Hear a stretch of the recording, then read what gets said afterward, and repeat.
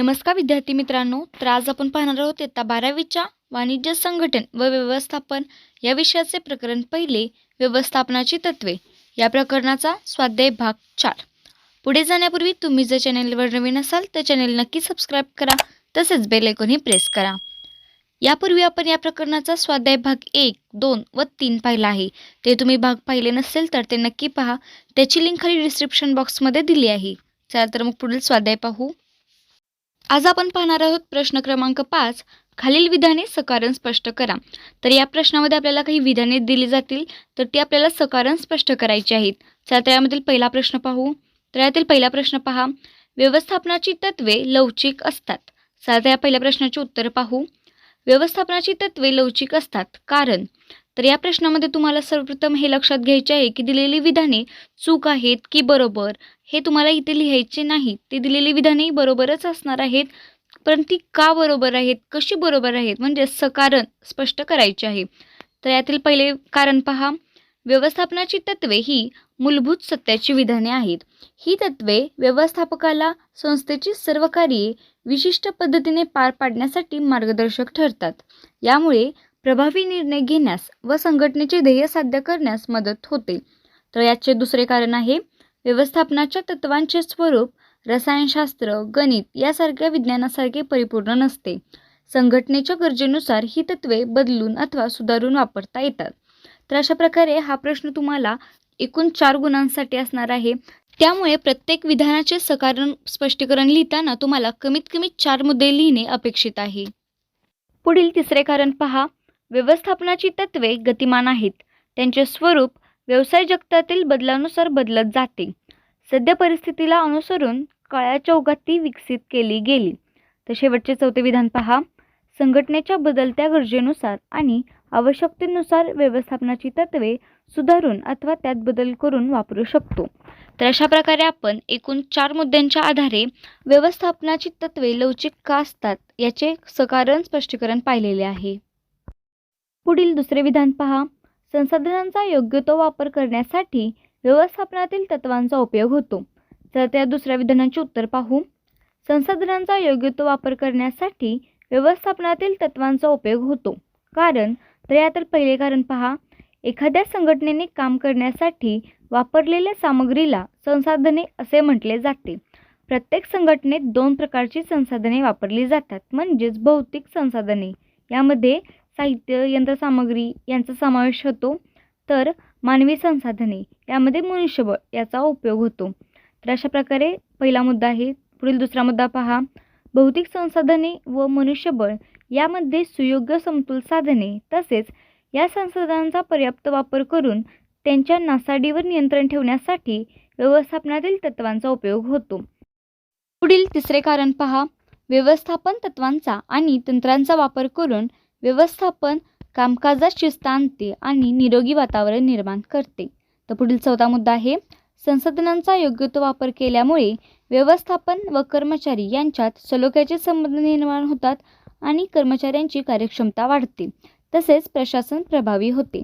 तर अशा प्रकारे आपण दुसऱ्या विधानाचे सकारण स्पष्टीकरण अभ्यासलेले आहे. पुढील तिसरे विधान पहा, समानतेचे तत्व महत्त्वाचे आहे. तर या विधानाचे उत्तर पाहू.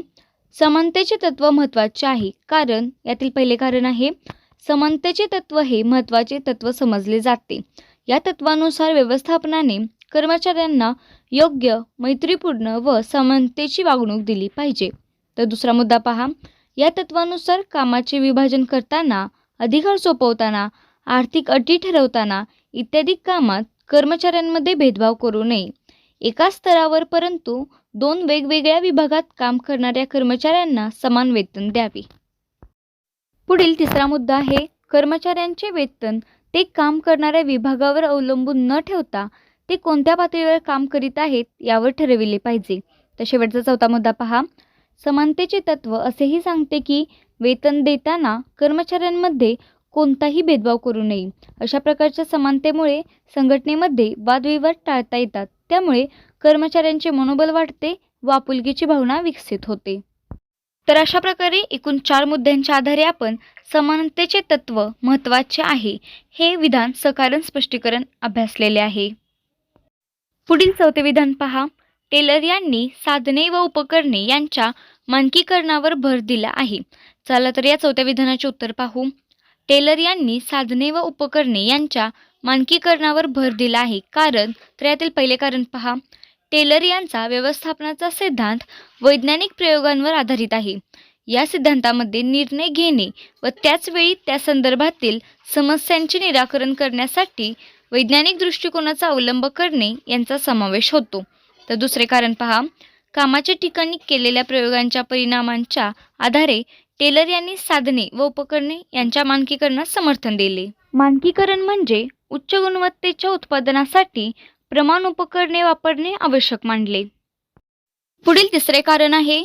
टेलर यांच्या मते कामाच्या ठिकाणचे वातावरण, उत्पादनाच्या योग्य व तंत्रशुद्ध पद्धती तसेच प्रमाणित उपकरणे व साधनसामग्री असेल तर मालाचा अपव्यय होत नाही व या सर्वांमुळे उत्पादन खर्चही कमी होतो. तर शेवटचे चौथे कारण पहा.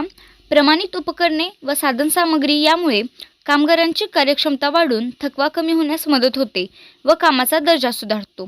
तर अशा प्रकारे आपण चौथ्या विधानाचे सकारण स्पष्टीकरण अभ्यासलेले आहे. पुढील पाचवे विधान पहा. विभेदात्मक वेतन दर योजना आवश्यक आहे.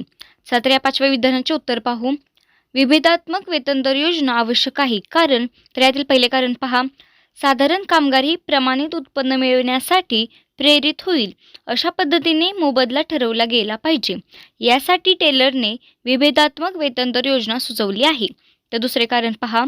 विभेदात्मक वेतन दर योजनेनुसार प्रमाणित मानकांपेक्षा जास्त काम पूर्ण करणाऱ्या कामगारांना उच्च दरात वेतन दिले जाते.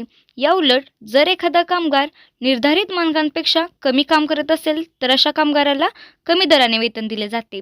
सोप्या भाषेत सांगायचे झाले तर जो कामगार जास्त काम करेल त्याला जास्त वेतन व कमी काम करणाऱ्याला कमी वेतन. पुढील तिसरे कारण आहे. टेलरने विभेदात्मक वेतन दर प्रणाली सुचवली आणि पुढे सांगितले की कार्यक्षम आणि अकार्यक्षम कामगारांमध्ये भेदभाव केला पाहिजे. हे तंत्र स्पष्ट करते की कार्यक्षम कामगारांना अकार्यक्षम कामगारांच्या तुलनेत अधिक मोबदला दिला पाहिजे.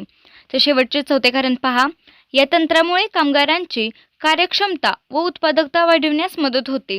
तसेच अधिक दराने वेतन मिळण्याची खात्री कामगारांना असते. परिणामी कामगारांमधील प्रोत्साहन वाढते. तर अशा प्रकारे आपण विभेदात्मक वेतन दर प्रणाली आवश्यक आहे या विधानाचे सकारण स्पष्टीकरण अभ्यासलेले आहे. असेच नवनवीन व्हिडिओ पाहण्यासाठी आपला चॅनेल नक्की सबस्क्राईब करा. तसेच बेल आयकॉनही प्रेस करा.